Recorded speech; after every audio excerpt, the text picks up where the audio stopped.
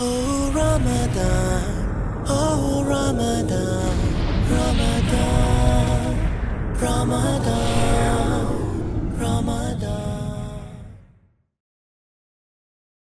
الحمدللہ وکفا وسلام علی عبادہ الذین اصطفیٰ اما بعد فاعوذ باللہ من الشیطان الرجیم بسم اللہ الرحمن الرحیم شہر رمضان الذی انزل فیہ القرآن ھدی للناس وبینات من الہدی والفرقان فمن شہد منکم الشہر فلیصم صدق اللہ العظیم۔ عزیز ساتھیو، اللہ تعالیٰ فرماتے ہیں کہ رمضان وہ مہینہ ہے جس میں قرآن نازل کیا، یہ لوگوں کے لیے ہدایت ہے، ھدی للناس وبینات من الہدی والفرقان، اور اس میں ہدایت کے لیے روشن دلائل ہیں اور یہ فرقان ہے۔ تو تم میں سے جو کوئی اس مہینے کو پائے اسے چاہیے کہ وہ اس مہینے کا روزہ رکھے۔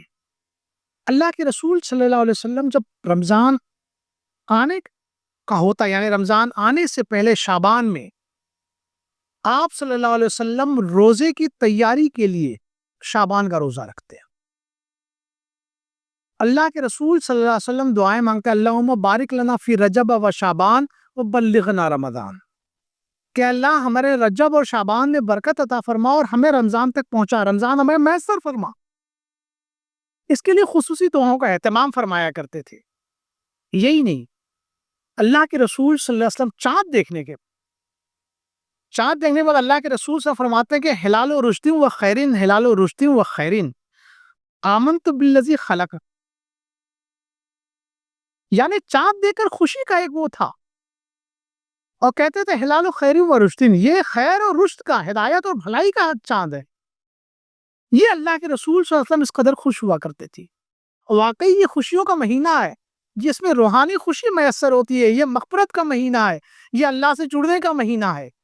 لیکن معاملہ یہ ہے کہ شروع میں تو ہم دیکھتے ہیں کہ تھوڑی سی اسپرٹ باقی رہتی ہے، مسجدوں میں بھیڑ نظر آتی ہے، لیکن اس کے بعد ہم دیکھتے ہیں کہ ہمارے محلوں کا جو حال ہے، ہماری جو ترجیحات ہیں وہ اکثر بدل جاتی ہے۔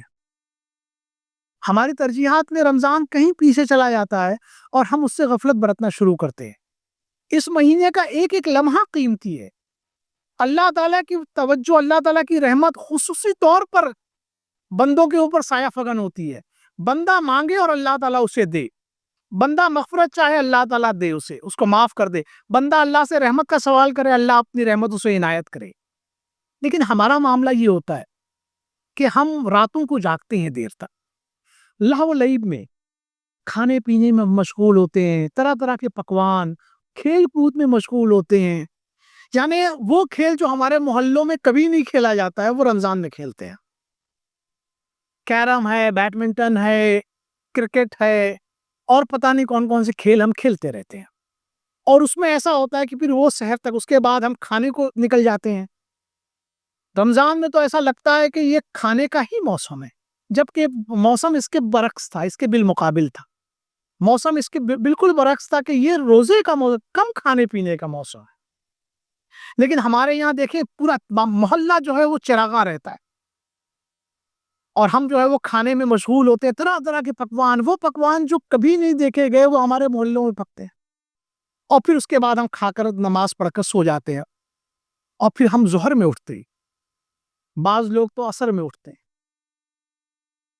تو یہ جو ہمارا جو شیڈیولنگ ہے، حالانکہ ہماری شیڈیولنگ جو ہونی چاہیے تھی، ہمارے جو اوقات کی تنظیم ہونی چاہیے تھی، وہ بالکل نمازوں کے اعتبار سے ہونی چاہیے تھی۔ قرآن کے لیے اس میں ایک زیادہ سے زیادہ وقت فارغ کرنا چاہیے تھا کہ ہم قرآن سے اس میں جڑتے، اللہ سے لو لگاتے، نمازوں کے بعد اللہ کے سامنے ہاتھ پھیلاتے، اس کی رحمت کا اس سے سوال کرتے، اس کی مغفرت کا اس سے سوال کرتے، جہنم سے اس نجات کا اس سے سوال کرتے، تمام چیزوں، یہ ساری چیزیں جو اس سے مانگنے کی تھی ہم اس سے مانگتے۔ لیکن ہماری ترجیحات جو ہے وہ بالکل الگ ہے۔ اس کے بعد جب آخری عشرہ آتا ہے تو اس میں ہم عید کی تیاریوں میں مشغول ہو جاتے ہیں۔ تو یہ ہماری ترجیحات جو ہیں یہ کہاں گم ہو گئیں؟